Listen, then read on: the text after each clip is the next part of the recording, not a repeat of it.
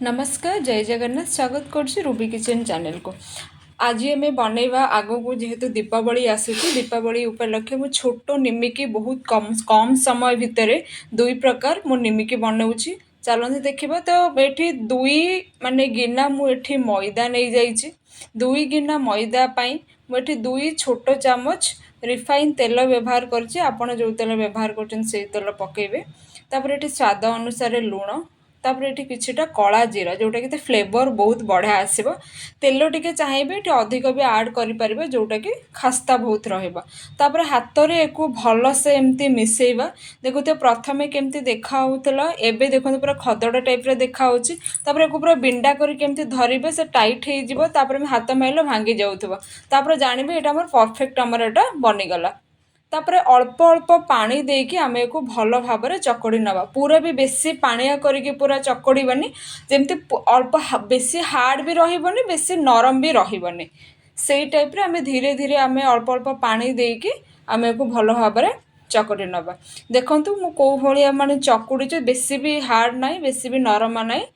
देखो यही टाइप रे आपण माने मैदा को आपण चकटी नेबे। तापर एको आमे कौन करबा भल भाव में एको 15 मिनिट आमे एको रेस्ट दे दबा। रेस्ट दे सारा पर देखो 15 मिनिट आमर हो जाइए। आउ थे मो हाथ में माने पूरा सेट कर नेबी। तापर एको माने आपण गुड़ा छोट छोट गुड़ा गोला कर नेबे। चारि भाग में मुझे गोला करने जोटा बेलिबा को आपण को सुविधा हवा। जदि मो पेज को आप लाइक शेयर सब्सक्राइब करना आप निश्चिंत मो पेज को लाइक शेयर सब्सक्राइब करूँ। जदि यूट्यूब रे देखुंत ताहारे सब्सक्राइब निश्चिंत करूँ। जदि फेसबुक और इंस्टा रे देखुंत निश्चिंत फॉलो करूँ। तापर एको देखंतु मैदा नहीं तो आपण अटा साहाय्य आपण एको माने बने भल भाव में बने नेबे। तो ये मुझे तले भल भाव पोछि नहीं कि बनाऊे जेहेतु एटा बहुत बड़ आकार बनइबार अच्छी। देखो ये सबू जेतिक भी गोला रखी सबू जाक आपण एमती बनई नेबे।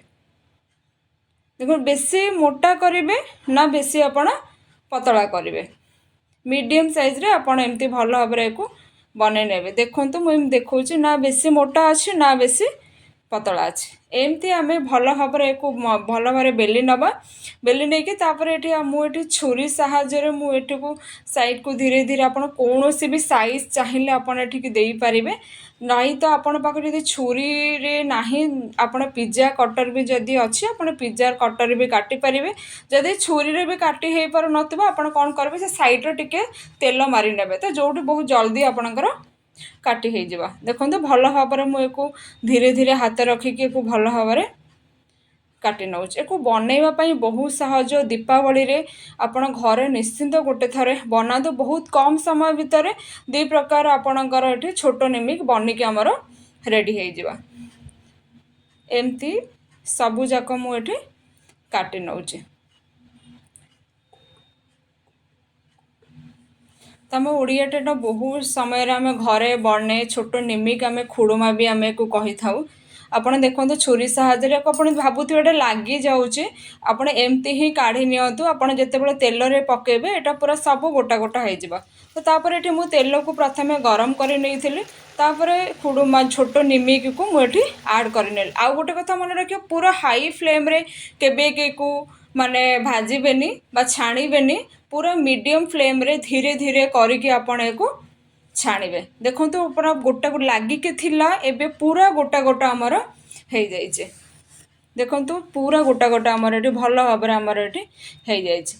तो मीडियम फ्लेम रे एको 4 रु 5 मिनिट एटा माने तेल रे पड़ी के रहला पर देखंतु धीरे धीरे केमती ब्राउन कलर आसी गलानी। आज्ञा এইটা দেখুন পুরো परफेक्ट आमर हो जाइए।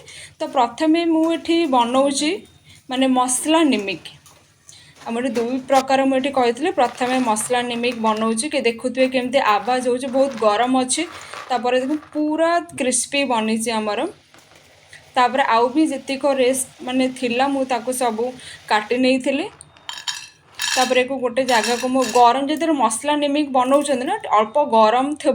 तापर आपन कौन करेंगे गोटे पात्र को काढ़ी नहीं कि हाफ चामच लंका गुंड स्वाद अनुसार लुण घरे जो लुण आम व्यवहार करुँच हाफ चामच ये चाट मसला एको पकई नहीं कि भल भाव में आपको गोले न जदि आप राग भी खाऊँ अधिक तो लंका गुंडी आप अधिक आप आड करेंगे जब छोट छुआ घरे अच्छा आप एतिक आड करेंगे तो देखो आप मसला निमिक आमर ये पूरा परफेक्ट भाव में बनीगला तो खावाई बहुत ही टेस्ट थिला आपन को बहुत दिन जाए स्टोर करके भी आप रखिपारे तापर आउ जी रेस्ट थिला मुझे छाणी नहीं साधा निमिक भी आमर बनीगला तो आप निश्चिंत गोटे घर थे बनातु रही जय जगन्नाथ सब्सक्राइब करने को जमा भी भूलें।